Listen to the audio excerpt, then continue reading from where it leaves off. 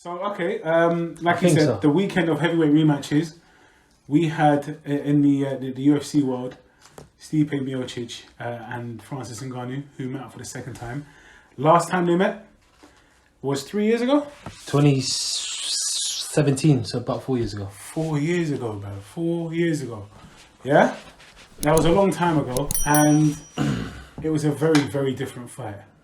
The circumstances were different. Ngannou was coming off a win, but he had very little time. He had no team.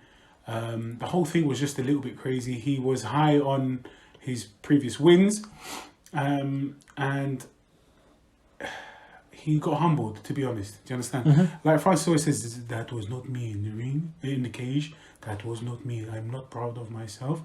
But he exacted revenge in a mad way. It took him a long time. So he was very strike dependent. Yeah, he just had more power. He's just got power, basically. But coming up to this fight, you think Ngannou, you just think he's strong and he's powerful and he'll knock you out. His previous fights, they totaled about 2.5 minutes, 3 minutes, no more than 3 minutes in total. For his how many 8 fights? 6 or 8 fights, yeah. 8 fights, 3 minutes in total. Just steamrolling everybody. And these are not this Jairzinho. Who else? Curtis Blaze. Yeah. Junior Dos Santos. Cain Velasquez. Crazy fights. These guys none of them are a joke. And he's just making light work of them with his just extreme power. Yeah?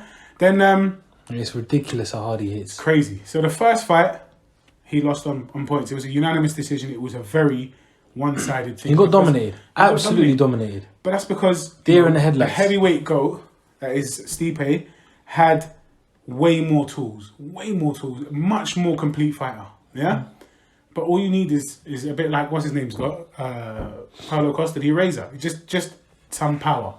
Yeah? And it could change everything. So he depended on that in the first fight. And he had little bits of success, but really and truly, he got dominated. There was no question about it. Mm-hmm. He made serious changes this time around. He made serious changes this time around. So hats off to his team. It's not even that. He made it this time round. It's been a build-up since that. 4 years is a long time. Of course, but I'm saying... And he knew after that, when he was humbled... I need to work on this. His next fight was against Derek Lewis. Yeah. And that was meant to be a barn burner. It was meant to be a fun fight. And it was an absolute dog fight. Like, it was, as in dog rubbish. Like, dog crap. It was a joke. Dana White was furious. Everyone was like, what the hell? They threw like 5 punches throughout the whole fight. Like, it was ridiculous. And Ngannou looked gun shy. He looked scared. He looked like, a lot of people say we may not see him. Joe Rogan was like, this is it. We might not see him ever again. And slowly but surely, again, confidence takes time to build up sometimes in the sport. And when you're so high and everyone's touting you to be the next big thing, and you're meant to be this monster, the killer, you know, and you go in and you get dominated from pillar to post, it's going to have an effect on you, especially when you were sipping some of your own Kool-Aid before that. I remember he was like, Dana was like, he's not taking it serious. Yeah, he's flying out to Paris. Why is he flying out to Paris for all this stuff? Like a week of the fight. So things like that are mistakes you either learn from or they haunt you for the rest of your career. He learned from that mistake. Absolutely. Again, humbled is a perfect word to describe what happened. He became humbled. He realized that these kind of things don't run if I want to be the best in the game. The best around. No one's gonna ever knock me out.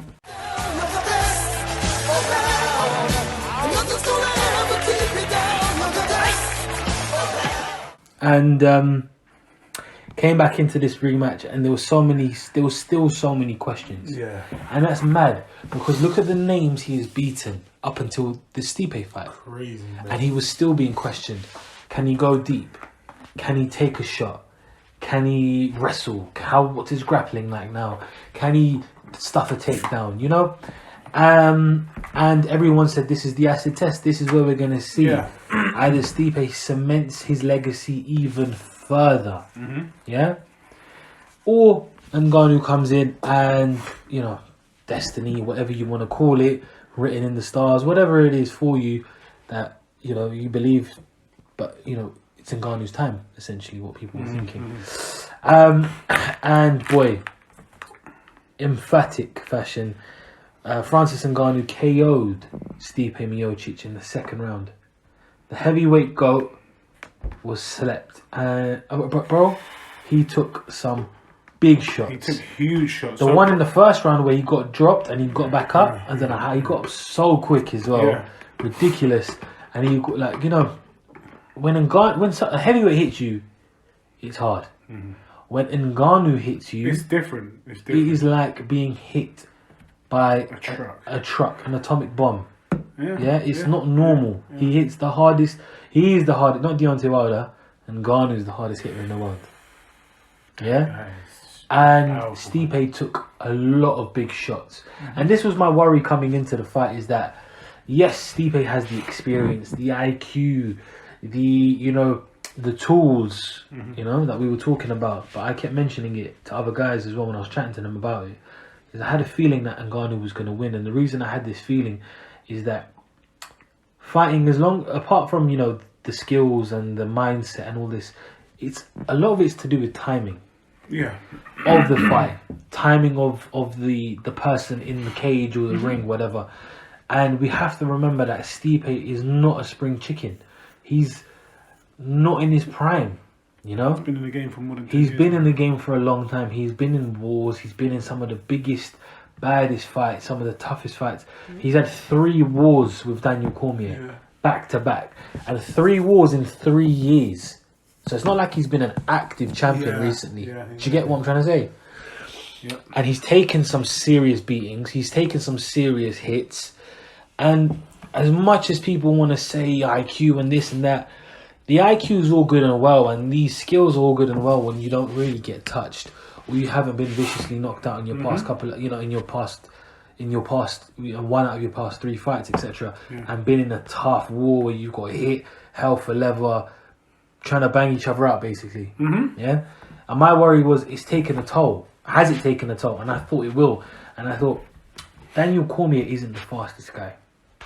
Daniel Cormier isn't the hardest hitting guy. But Daniel was catching Stipe a lot and was hurting Stipe. Crazy. What will Ngannou do?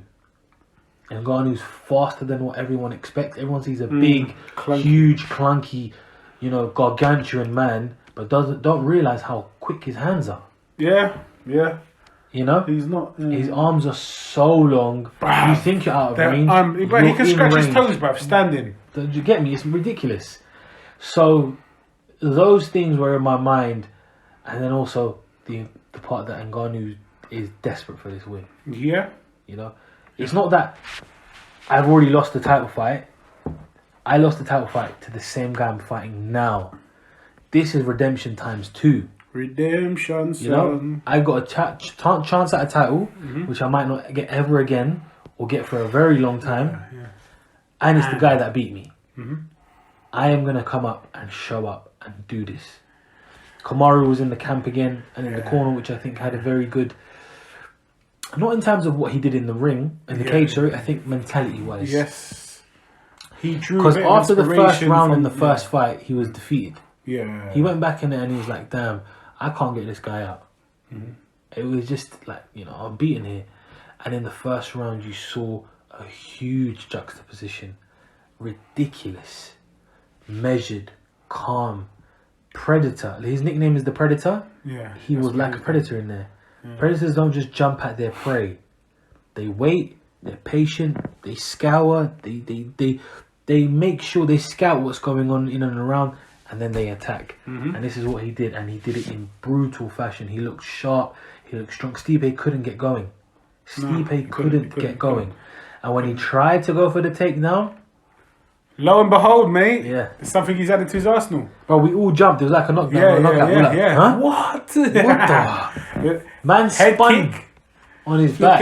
Unbelievable, man. Unbelievable. So we had a whole bunch of new things coming from Ngannou in the fight, man. But to take that defense... Stancis, what's his name? Stancis. That joke thing. I can't remember. We're going to put the picture up. Stancis Ngannou. Nah. Stancis and Ngannou. Blood, it's joke. I don't know. Ngannou. Blood, but yeah, man. Flipping well done. Stipe's not done, by the way. I don't know what's next though, but he's not done. It's hard to think because I don't think there's not going to be an immediate rematch. I wouldn't recommend it anyway. Yeah. I think right now Ngannou is going to be difficult to beat. Yeah. Keep the camera. Yeah. But Johnny Bones Jones. Does he not want it? I think he wants it. No. So John Jones now immediately after the fight he said, "Show me the money." Is that what he said? Show me the money, baby. Show me the money, baby. Now, obviously, he's saying this is an easy fight for me as long as the money's right. I'm there. It's definitely not an easy fight for him. I don't agree with Dana White, who said, you know, if I'm John Jones now, I'm going to go back to 185 if I'm seeing this because, you know, I'm scared. It's not that. It's just, if I'm going to move up to heavyweight, take all this time, put on all this mass, you know, acclimatize myself, and take the first fight, make it a title fight. I want the money to reflect that. Yeah? So I do get this. But at the same time, he's not doing himself any favours just in the way he's doing it. It does sound like he's shook, like he's scared. I don't believe he is, but it does sound like he's changed his mind about the fight. He's like, you know, or if Derek wants it, Derek Lewis. If Derek wants it, then he can have it. I'm going to wait for the right time, kind of thing, in terms of money. Pay me my money, and I get that. But you've moved up. Why have you done all of this? Why didn't you discuss money before this? Why? Do you see what I'm trying to say? Like, what, you're making all of these like investments, but you're not checking that the money's right. Yeah. Or now you're going to back down because the money's wrong. I don't know, man. See, in your opinion, what would have been a better fight for John Jones? Ngannou or Stipe? Before this Stipe fight? Before this, I would have said Ngannou. Yeah. But this new Ngannou he's dangerous, man. He's very, very dangerous. He's dangerous anyway. And I still think Jones has the ability. He has the technique. He has the skill. I'm just so like... Sorry to cut you off. Go on. Finish. No, carry on. I'm just so like... I feel the size difference is going to be massive. It is a mad size like, for the past couple of minutes, I've just been picturing Jones next to Ngannou. And Jones is a big guy, don't get it twisted, but... He doesn't look like skinny legs, yeah. Skinny frame. Yeah. And I know it's not about aesthetics. No, it's definitely not. Definitely not in boxing. But when it comes to the UFC, when it comes to mixed martial arts, there are so many different facets to fighting in mixed martial arts. And size can play a factor, and you saw it. Because if one game plan doesn't work, you need to be able to rely on other things to bail you out. For example, Israel Adesanya and Jan Blachowicz. Blachowicz. You know, the striking wasn't coming off the way Izzy expected. He was expecting to piece up Jan. Yeah? Hit him at will. But it wasn't like that. What happens then when that game plan goes out the window and someone bigger, stronger gets a hold of you and can ragdoll you? And I'm not saying that Israel's on the same level as John Jones in terms of their wrestling ability and grappling ability, but you've got to realise that it does play a factor, and it can play a factor. Jones has no doubtly got the skills and the ability to beat him, to win the fight. It's just going to be now Ngannou with all this ability. And now that he's the champion, and I know he's going to want to stay champion, he's only going to get better. No, 100%. It's crazy. And he's going to go, like, if he went into overdrive to get to the level he's at now. Imagine John beats him, bro. Crazy. No, but it's not impossible. No, I'm just saying. It's not going to be an exciting win. It's ridiculous, though. It's not going to be an exciting win. You're going to see... He has to go down as the GOAT. Yeah.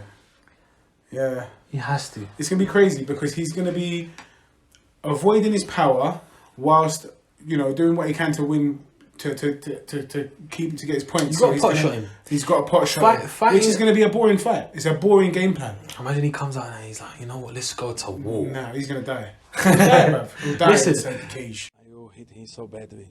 He will cry inside the cage. He will cry inside the cage.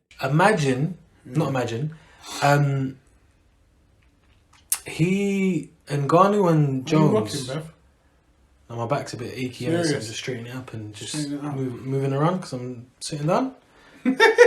Don't know if you realise I'm saying. Yeah, but you're just Understand? rocking now as well, like a Rock my baby. Yeah, carry on. Forgot my point now. First time I forgot my point in years. Good. Damn. It was going to be a sick point. I don't think so. It would have been. Damn. Sorry, mate. But yeah, Damn. Apologies, but I Apologies. couldn't concentrate. Apologies. Yeah, No, it's bro. calm. So it's It'll come back to me. John Jones is I don't know if that fight's gonna happen next now. You know that. I don't think that's gonna happen next.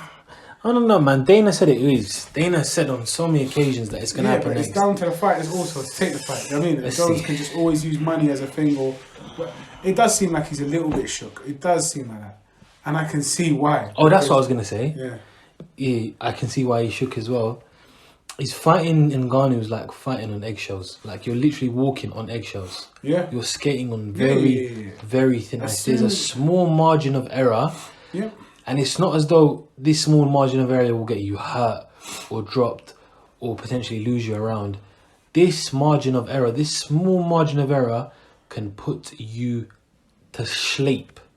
Out cold. Yeah, embarrassingly as well. Like, I mean, And that's the problem when you come up against one of these guys is yes, they are not the best in terms of their ability. Of course not. But they don't really need it to... yeah, that's to not win. what he depends on. Yeah, and It's this like Wilder. kind of reminds me of Wilder and Fury. Is that Wilder up until the Fury fight really didn't need to depend on anything else except his power because those guys were there to be hit or they could be hit. Yep. Yeah, the toughest fight was a Luis Ortiz, and Luis Ortiz reminds me of a Stipe Miocic. Very high IQ, very smart, respectable power, and causes him problems. Obviously, he won the first fight. Luis Ortiz could have won his first fight against Deontay Wilder as well. Yep. But you know what I mean? He had the eraser. You've got 12 rounds to land that eraser, and you don't get taken down. It's a bit easier in boxing, you could say. John Jones could be the Tyson Fury. John Jones could be the Tyson Fury. He might get clocked. He might not. But he might be able to avoid better than a Luis Ortiz, aka Stipe Miocic. Do you get where I'm going with this? Yeah? I do, and I trying to think give- it's a very good analogy, if you like. But like you said, there's just way too many facets to consider. You know, what's Jones's chin saying? Good. I think he's got a very good chin. But again, he hasn't been... No one's got a chin when you're against Ngannou, Yeah, bro. no, yeah, you might as well not have a chin. There's no point. Just teeth. He's gonna exactly. You're right. You just evaporate your face. The biggest thing is before we close off on this point is like the Jones and Ngannou and heavyweight. I think the biggest factor in all of this is how he puts on the weight and like what he does with his weight. I've seen him. We've seen him. He's big. He's heavyweight weight now. But when he's fight ready, I'm talking about. You know what I mean? Yeah, because He will cut down. He looks a bit pudgy at the moment. He looks pudgy. But he might come in like that. I've read that online that this is going to be his kind of new physique, but I don't think that will be the case. I think once he gets into a proper camp and he's got 8 to 12 weeks to get... Inevitably, some of that weight will come off. Yeah. Some of that fat. It just depends on what kind of Jones shows up to the heavyweight division. Yeah. You know, but he did the smart thing. He's taking his time putting on that weight. He's doing it very gradually, yeah. So, let's see. I'm excited.